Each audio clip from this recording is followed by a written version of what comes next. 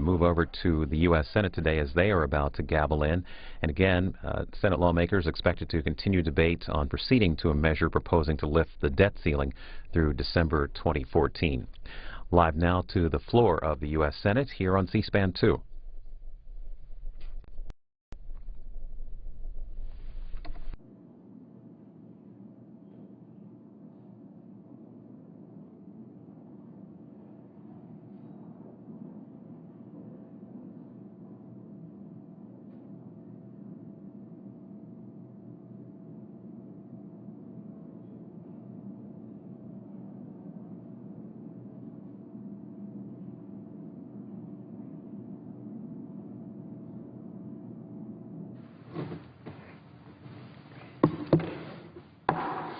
The Senate will come to order, and the Chaplain Retired Admiral Barry Black will lead the Senate in prayer.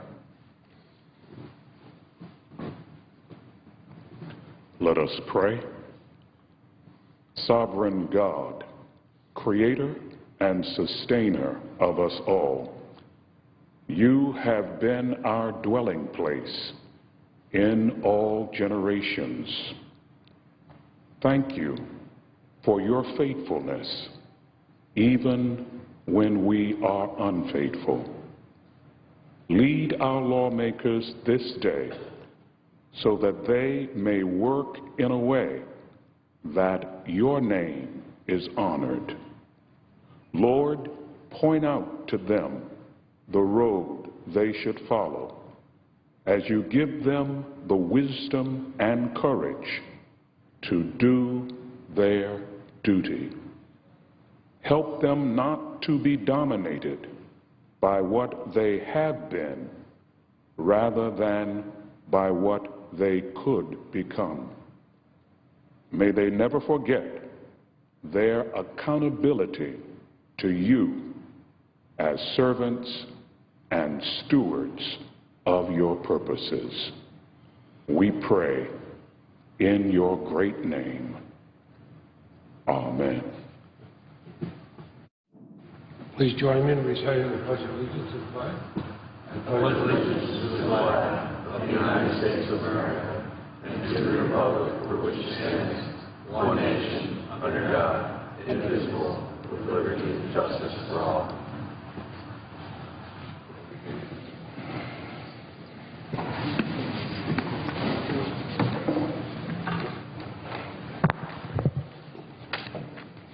Mr. President. The Majority Leader. I move to proceed to count number 211, the debt limit legislation. The Clerk will report.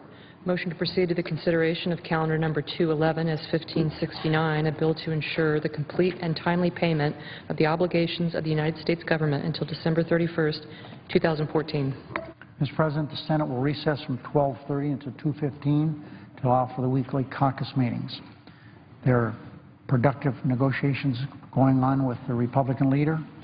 I'm confident we'll be able to reach a comprehensive agreement this week in time to avert a catastrophic default on the nation's bills.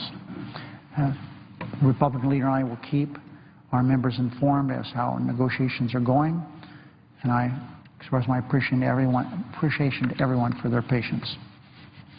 Would the Chair announce the business of the day? Under the previous order, the leadership time is reserved, and also under the previous order, senators are permitted to speak for up to 10 minutes each.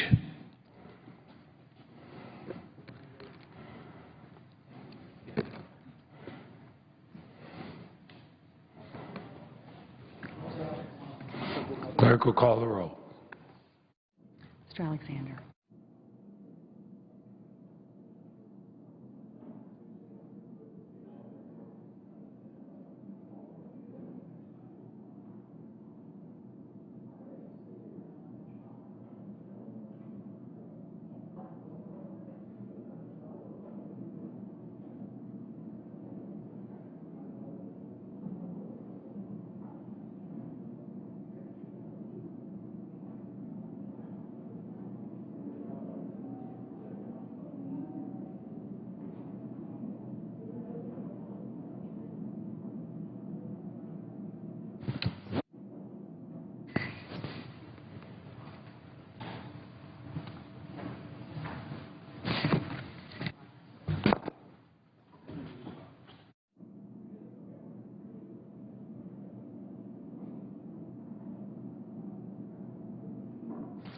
President.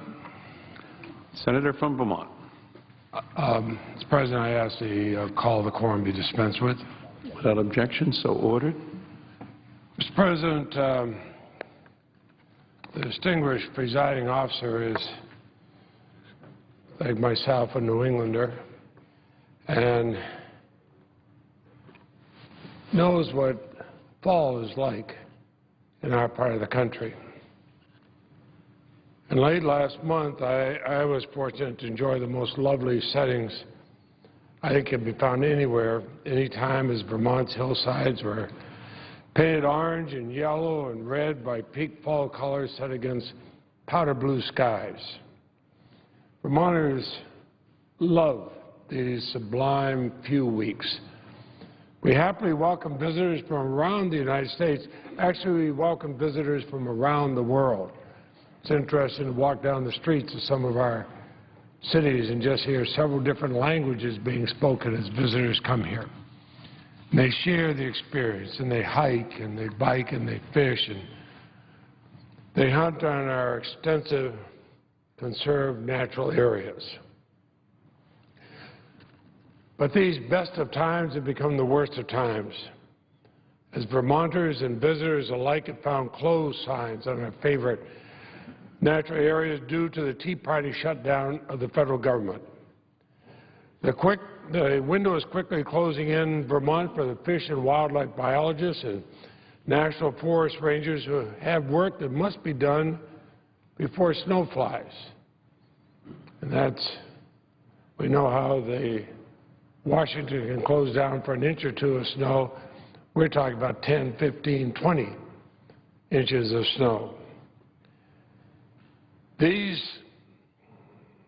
people, the fish and wildlife biologists, the national forest rangers, their schedules are dictated by the changing seasons, the biological clocks of nature. Now, the House Republican leadership has been no more able to undo the law of the land, which is the Affordable Care Act, than they'd be able to slow or stop Vermont's changing seasons. Insisting on tying a repeal or defunding of the Affordable Care Act to reopening the government is doing real and lasting damage to Vermont's economy and natural resources as fall quickly becomes winter. The 26,000-acre Nohegan National Wildlife Refuge in Vermont's Northeast Kingdom is among the best upland bird hunting areas in New England. There's plenty of room for everyone, but just after the opening of grouse season, the refuge has been forced to hang up a closed sign and lock its gates. This has dealt a blow to the tourism economy of the small towns around the refuge that depend upon these annual visitors and hunters. The Missisquoi National Wildlife Refuge on the shores of Lake Champlain is without doubt the best and most extensive freshwater duck habitat in New England. Huge meadows of wild rice attract thousands of migrating waterfowl, legions of bird watchers and hunters. But with the fall migrations in full swing, the Missisquoi National Wildlife Refuge hung up a closed sign and locked its gates for the start of the fall hunting season. Hikers looking for the best panoramic views of Vermont's fall colors flock to the Appalachian Trail and Vermont's Long Trail, which run together up the spine of the Green Mountains through the 400,000-acre Green Mountain National Forest. Through hikers and weekenders, day trippers, spread out to enjoy hundreds of miles of trails. But only a skeleton crew of forest rangers and fire crew remain on the job. Visitor centers, restrooms are closed. Even volunteer workers have been pulled from the trail and forced to stop shelter work and trash collections at trailheads because of the Tea Party shutdown. These may not seem like huge matters in the national scheme of things, but in a state of 600,000 people, they are major. And because of the people who work very hard, they're Republicans, Democrats, Independents, their livelihood are being devastated, but also the things that we cherish the most about our state are being denied to do people want to come and see it? Woodstock, Vermont, the quintessential New England village and host of the Marsh Billings Rockefeller National Historical Park. The center of the park is the oldest sustainably managed forest in the United States. A beautiful forest.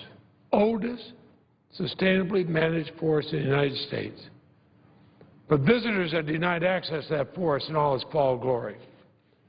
Long-planned events at the park have been canceled. The gates have been locked.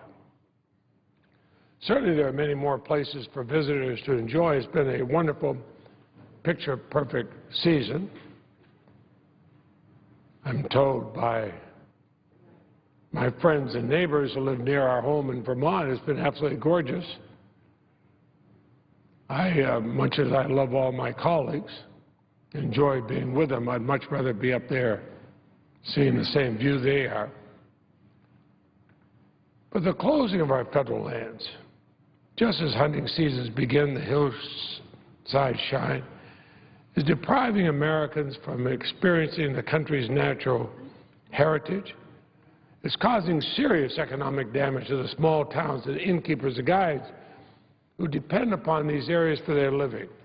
Foreign tourists, increasingly important to our economy, and their tour operators are confused and disappointed by these outcomes.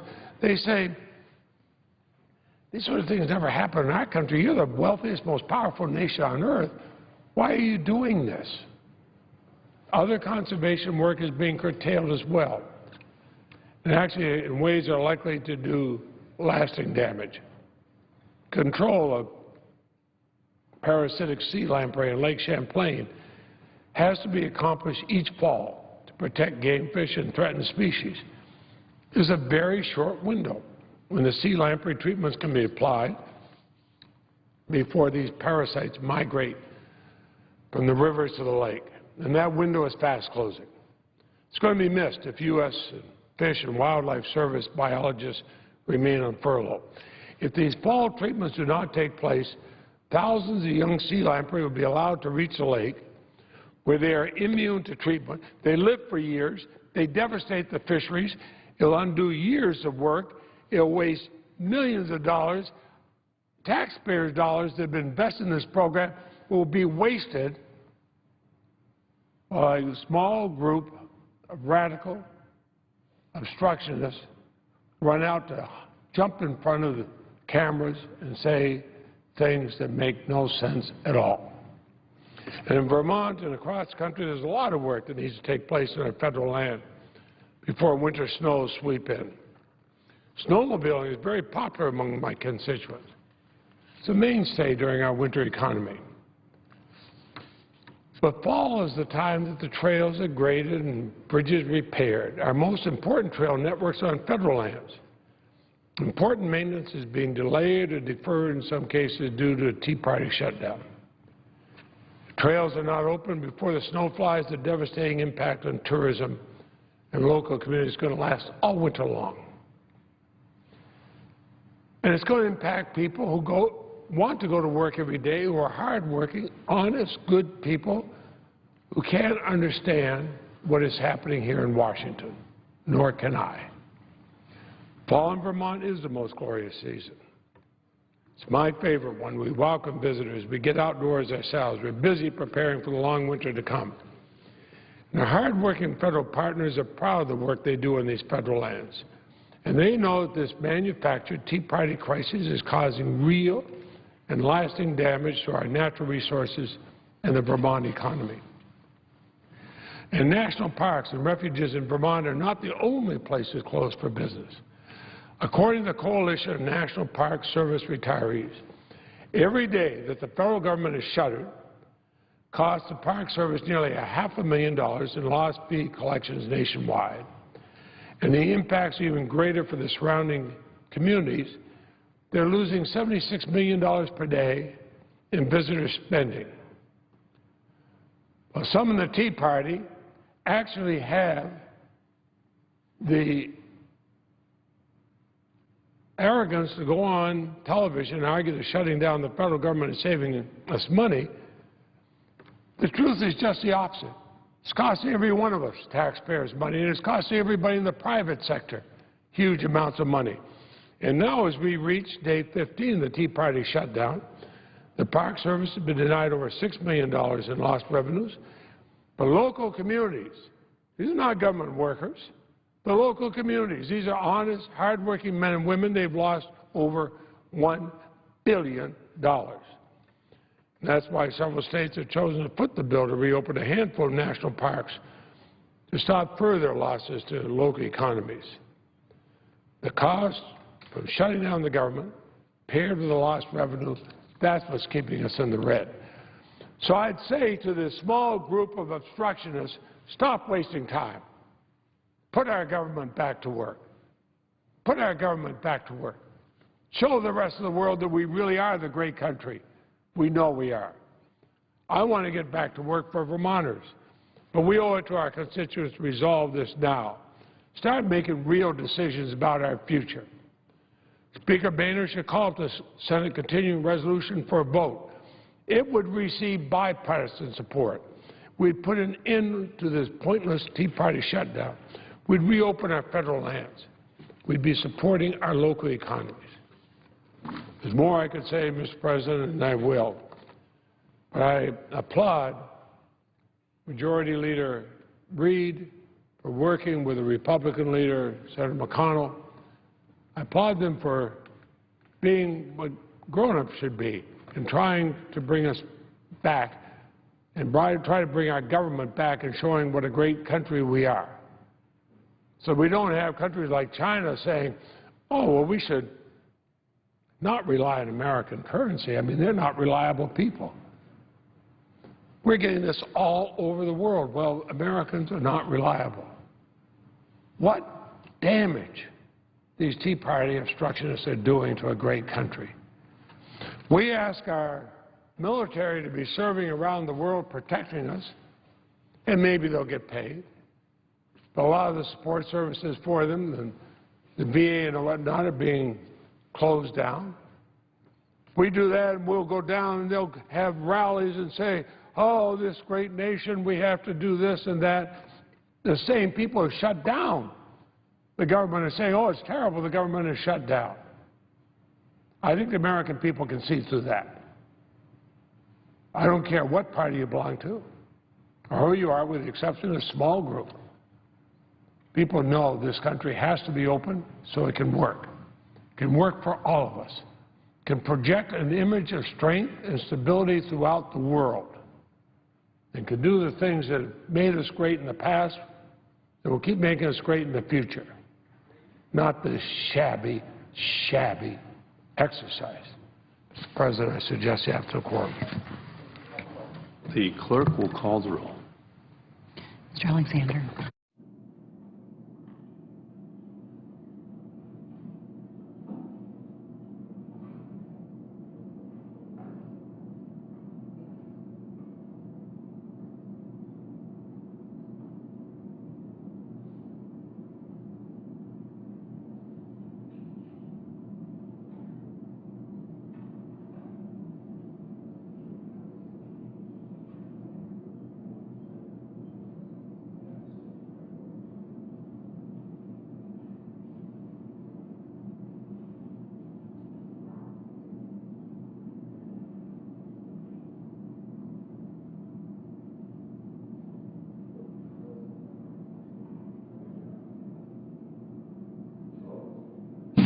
Mr. President, The senator from Illinois. ask consent the quorum call be suspended.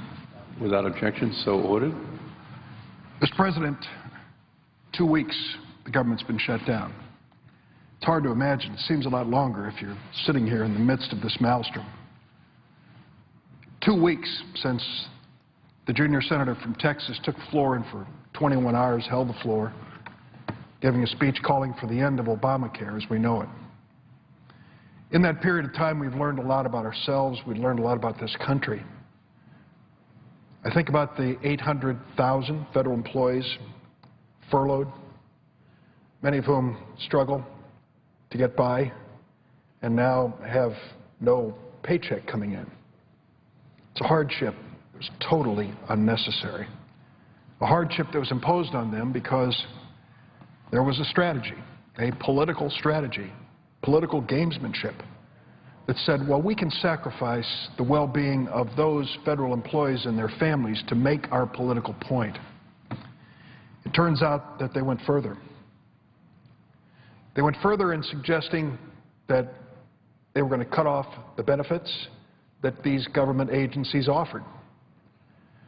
At this point in time, we've come to learn what that means. People who were turned away from the National Institutes of Health, children, some 30 children with cancer turned away because that agency is closed down. Families that were notified that they'd lost a loved one in battle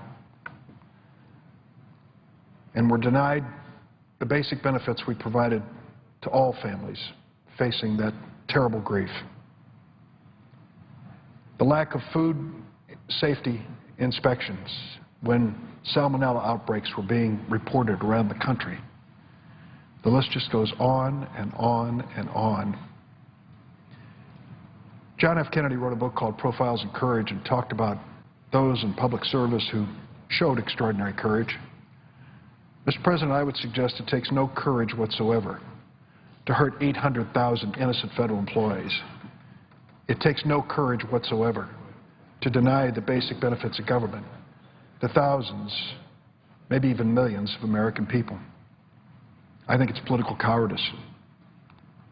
And sadly, it has gone on for 2 straight weeks. The House did some curious thing there where they voted to say, but we will pay these employees. I had a friend of mine back in Edwardsville, Illinois, who sent me an email. Let me get this straight. They closed down the government. They turned the employees away. They said they don't have to come to work, but they promised they're going to pay them. What is going on in Washington? What are you people thinking? I can't defend it. I wouldn't even try. It's an evidence of the kind of abandonment of reason which has become a hallmark of some members of Congress. And what the American people think? Well, they're not happy with any of us. Let's get it straight. But when it comes to the responsibility for this madness, they've said it's on the other side of the aisle. It's their idea. Not just the Tea Party, but many who are complicit in this strategy. As if this weren't enough. Now, in just 2 days, we face, for the first time in the history of the United States of America, a default on our debt. You might say, well, so what? Who cares? What difference would it make? Listen to what Christine Lagarde, chief of the International Monetary Fund, said. The failure to raise the debt ceiling would cause not only serious damage to the U.S. economy, but also to the global economy as a result of spillover effects. In response to a question about debt prioritization proposals, she said, when you are the largest economy in the world, when you are the safe haven in all circumstances, as has been the case, you can't go into that creative accounting business. Christine Lagarde, chief of the International Monetary Fund. It's an interesting thing in politics. You can always find somebody who's going to agree with almost any point of view. And Tea Party Republicans have rounded up some flat-earth economists who say, well, default on the debt's really not a big deal. In fact, I've heard my colleagues, some of them on the floor, arguing, well, we just have to pick and choose who's going to get paid and everything will work out. You really won't even notice. Reminds me, Mr. President, you were in the House as I was when there was the Gingrich shutdown of the government, and Rush Limbaugh and others announced they'll shut down the government and no one will notice. We don't really need a government. They noticed in a hurry, and after 2 weeks they finally reopened the government. This, sadly, is much more grievous and will have terrible consequences for innocent people. If we default on our debt in 2 days, for the first time in history, we will have destroyed a global confidence in the U.S. dollar that we built up since World War II, since 1945. Right now, the U.S. dollar is the most respected and strongest currency in the world, period, bar none. Countries, far and wide, that want to invest in the safest possible investment, invest in U.S. Treasuries because they trust our government and its word that it will pay its debts. Those who are toying with this possibility of default are putting that at risk. And it isn't just a matter of the views of the world. It's bad enough that we're being lectured to by Vladimir Putin about responsible governance. Vladimir Putin lectures to us about being a responsible government. That's bad enough. What's even worse is the impact on ordinary people and their lives. We know what happened when we went through the last recession. People who had carefully saved for their future saw the bottom fall out of their savings accounts and their retirement accounts. We run that very same risk if we default on this debt again. We run that very same risk. And many hard-working families and people who have scrimped and saved for college education for their kids, for their own retirement, for the next home, will find that they are devastated by this default on our national debt. That is the most reckless and irresponsible single act that we could undertake. They asked a member of the House, a Republican member of the House, if yours was the deciding vote on extending the debt ceiling, if it was up to you, one person, to decide to extend the debt ceiling, would you vote for it? He said, not unless there were some strings attached. You think to yourself, still bargaining, right up to the edge of the cliff, and sadly, if we go over, the pain won't be felt as much by that congressman as it will by working families in Massachusetts and Illinois. That's what this is all about. Paul Schott-Stevens is president and CEO of the Investment Company Institute. At a banking hearing committee on October 10th, he said, I also will avoid parsing the differences among technical default, selective default, and actual default, or whether missing a Social Security payment is equivalent to missing an interest payment or failing to redeem a maturing Treasury bill. All such discussion misses the point, Mr. Stevens said. The United States, like any other major debtor, must maintain the confidence of its creditors or risk the consequences. Once the Treasury Department has exercised the option to delay payments, investors will learn a lesson that cannot and will not be unlearned. Even after all missed or delayed payments have been made good, that lesson will be very simple. Treasury securities are no longer as good as cash. They carry a future risk of further missed payments. That future risk is a political creation. It is a bargaining tool by the Republicans, and it goes too far. Gary Thomas, president of the National Association of Realtors, before that same banking committee said an increase in U.S. Treasury rates would result in higher mortgage rates. In the event of a default, U.S. Treasury prices would fall and yields, which move inversely to prices, would rise. Historically, an increase in mortgage rates of 1 percentage point reduces home sales by roughly 350 to 450,000 units and roughly 700,000 to 900,000 fewer jobs. This is a job-killing strategy. Default on our national debt is a job-killing strategy. Kenneth Benson, president of the Securities Industry and Financial Markets Association, same hearing, said it's important to note that Treasury securities are a key factor in the daily financing of market operations within the U.S. Treasury repo market totaling between $1.2 and $1.9 trillion daily. Undermining that market would have a deleterious effect on every major market participant. As if that weren't bad enough, I have received some emails from some friends, and the one that sticks in my mind was from a friend who doesn't live in my state. He's a man I've come to know. I'm not going to use his name on the floor. I didn't ask his permission to, but I can certainly tell his story. He sent his son off to war in Iraq. He and his wife took care of his son's wife and little baby while his son went off to fight in that war. And sadly, his son was the victim of an IED. As a result of that terrible incident, his son is quadriplegic and cannot speak. They'd given up on his son. In his mid-20s, recommended putting him in a nursing home, and his father said, I just won't let it happen. His father took him to a hospital in Chicago, a renowned hospital, the Rehab Institute of Chicago. His son made dramatic progress and eventually was able to return home with some limited function, but to enjoy the things in life which make a difference to him. He loves to go hunting. His father picked up a mechanism whereby his son could actually go out, sit in a blind, and fire at those ducks and feel like he was back where he was before he went to war. And I can't tell you the love that the mother and father have given to their son, their daughter-in-law, and now their 2 children. They basically gave up their life and their business, and they, with the help of a lot of good people in the community, built a special home for their son so that he could get around in his motorized wheelchair. I've been down there. It's just an amazing outpouring of generosity and charity in North Carolina for this family. And they continue to give their entire lives to their son and his wife and kids. He wrote me an email, and he said, I hope you're doing well.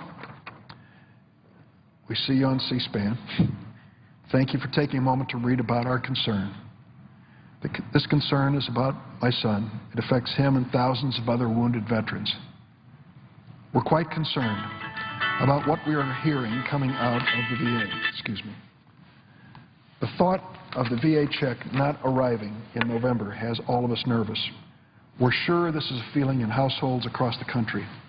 We're praying that all the parties in Washington will soon come to term. After years of war, a sagging economy, and now the shutdown, nerves are stretched. I'm writing to you to see if there is a light at the end of this dark tunnel. He says, Will, my son and his wife, after years of working to establish a near-normal life, have to start worrying about losing what they've worked to return to and enjoy as a near-normal life. In writing, he said, my mood does not mean to be so down, but as a parent of a family that has been through so much, the thought of this threat is very heart-wrenching. Thank you for listening to me. I think of that letter, and I think of that family, worried about that VA check. An email yesterday, a family worried about whether or not they'll receive their Social Security check. Why do we put the American people through this? Why do we put families through this? This is totally unnecessary. We need to open this government. We should do it tomorrow morning. Period. Just open it. We need to bring these people back to work to perform the services they need to perform for this great nation. And we need to make certain that we don't default come Thursday.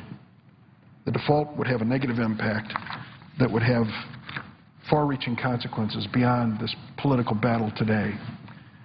In years to come, nobody may remember the names of the people involved in this political fight that goes on day after day on Capitol Hill, but they will remember the failure of the United States Congress to pay the nation's debts, to stand up for the full faith and credit of the United States, and to maintain our reputation as a leader in the world. That's what's at stake. There is no political victory worth that. I hope that members on both sides will come to their senses. I want to salute our leader, Senator Harry Reid of Nevada. I've been standing near him and by him through this. He has been a stalwart and courageous, and I know exhausted at times, keeps fighting on. And I also want to salute Senator Mitch McConnell of Kentucky, the Republican leader, who over the last several days has played a very active and positive role in trying to resolve this. That is the only way. It is time for the Senate. It is time for the Senate to show leadership. It is time for the Senate to come together on a bipartisan basis and show the path that takes us out of this political crisis. Mr. President, I yield the floor and suggest the episode. The clerk will call the roll. Mr. Alexander.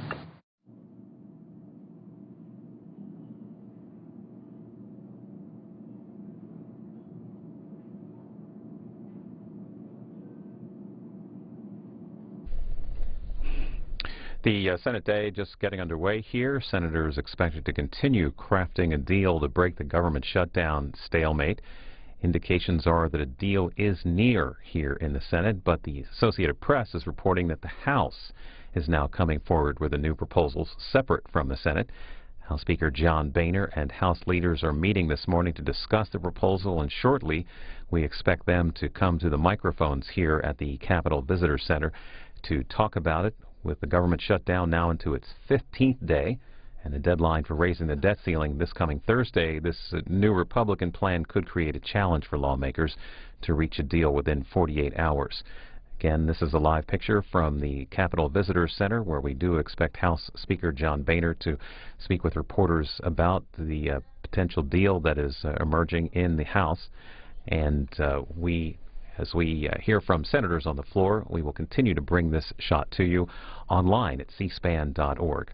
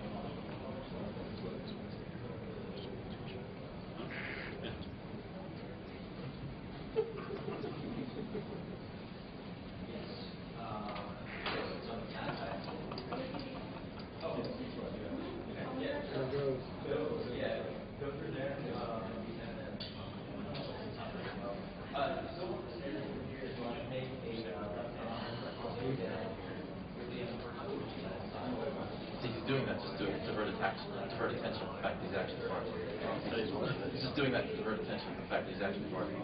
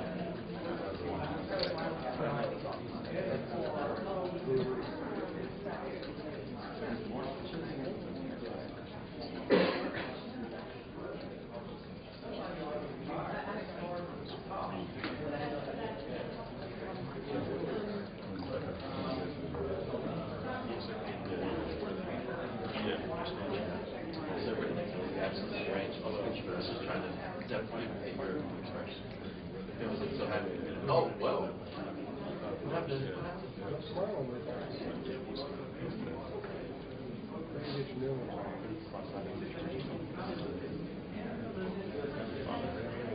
What do you look like in here? Yeah, one word. Like half this guy on earth. Yeah, I try to do that. That makes me just look deranged. You actually look. I look like I forgot to take my medication.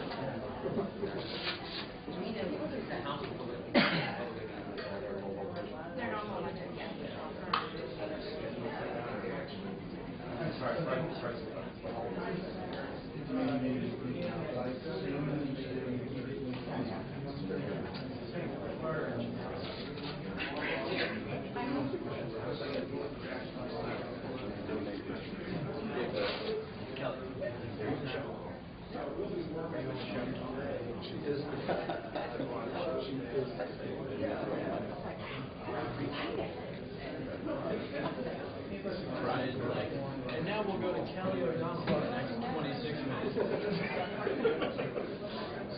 Take it from here. Just let you rest. The rest of the afternoon. Was that Brian who? Williams? That's right.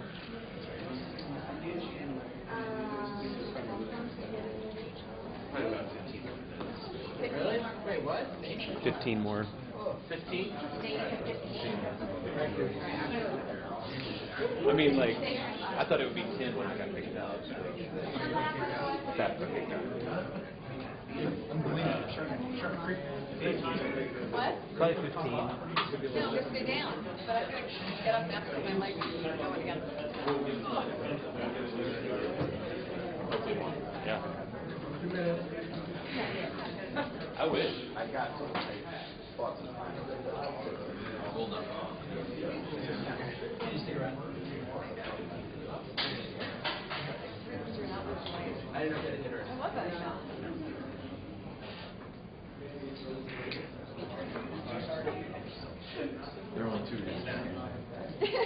What's the? Under exercise. Fast experience. Fast experience. I mean, fast experience. This is like, okay, I'm just curious. Once you're out, you can't come back. We'll test that theory. We will test that theory. Rick, you gonna shoot this from behind the flag? Yeah. I'm reading an email saying, so what are the 5 reasons, or the 6 reasons I'm not losing weight? You're eating too much. You're not exercising enough. Well, knock off the Pop-Tarts. It's more difficult if you're a woman. You have a Yeah, your glandular problem. metabolism. Genetically. Like the bladder. You had kids, and you like tater tots too much. I think it's there. Whoa, here they come. No, they're not coming yet. There's 20 o'clock.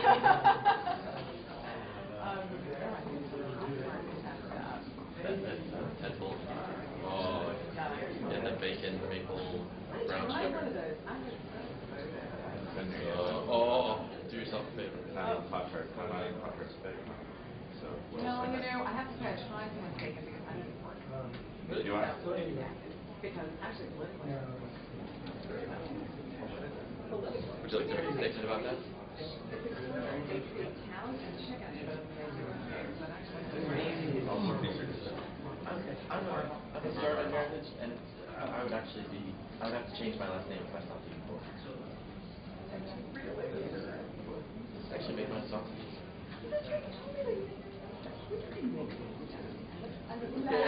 Well, actually I make more out of chicken than anything.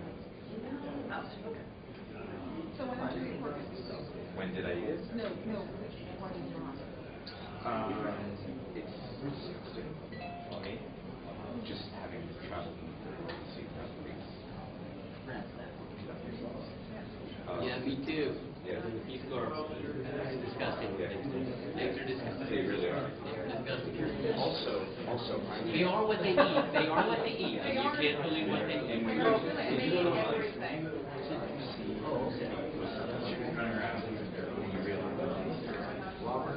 I look at the Philippines people put their piggeries under the latrine. So you just shit down as they go eat. Those are like things that are being sold in our groceries. Just probably. No, actually, they're not. I mean, they're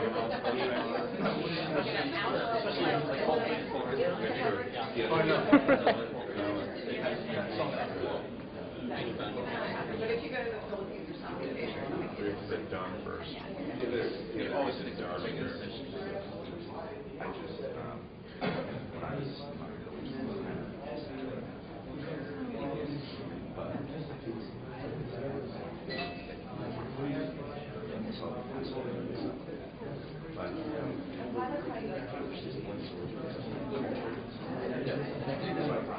something I can do every time I turn one thing.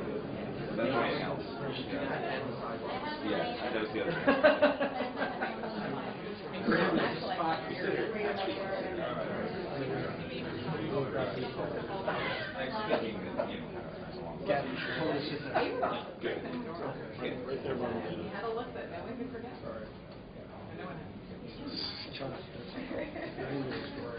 After eating kind of talk. Should put him in a group spot. Even just like You'd be already got it. Why do you return like that? Oh, I had working out thoroughly German. Yeah, all 4 sides. Yeah, get this. Yeah, exactly. Hurts. Take care hard. Move. Hey. And the last one. M-U-last M-C-H. Yeah. And that's actually Pennsylvania Dutch. Yeah, Mitch. I'm going to be there. You're going to be there? Yeah, they're going to kick me out of here. Right. This seals the big thing. She's saved a spot there. You don't see it? She's got a spot saved. Oh, everywhere there's Again, as the day is just beginning here in the Senate, senators continue working behind the scenes on the final details of a deal that may be the answer to breaking the stalemate in the government shutdown. As those negotiations are going on, House leadership is meeting this morning after reports that the House is crafting a counter-proposal to the Senate deal. Details are slim at this point, but the Associated Press is reporting that the plan would suspend a new tax on medical devices for 2 years and take away the federal government's contributions to lawmakers and top administration officials, in addition to funding the government through January 15th and giving the Treasury the ability to borrow normally through February 7th.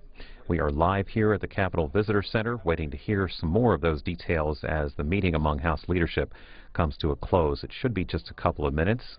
We'll try to bring this live to you here on C-SPAN, and you will be able to see it in its entirety on our website at cspan.org.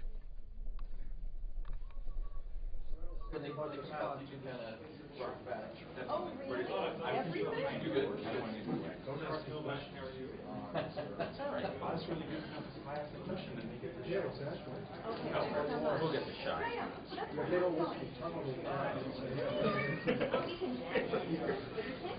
Stand in the spot right there, buddy. Yeah, how about here? Can I go behind you guys? Or, I'm sorry, we're debating. But one There's a spot still open right there. There's a spot over there. It is totally. I will tell everybody. Okay. What are you going to tell her? Cancel. What did you say? What was that? Lawyer calling. Tell them to turn their mics off. That's the only way to do it. So this is I think this is a good one. Okay, so this is actually going to happen. You have to get down to that.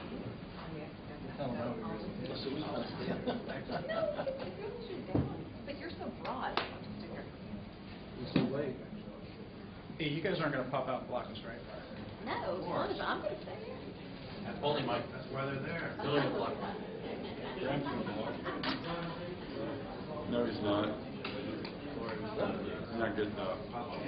Although what? Getting Going up. behind the flag. No, yeah, I know you won't. You can't get what?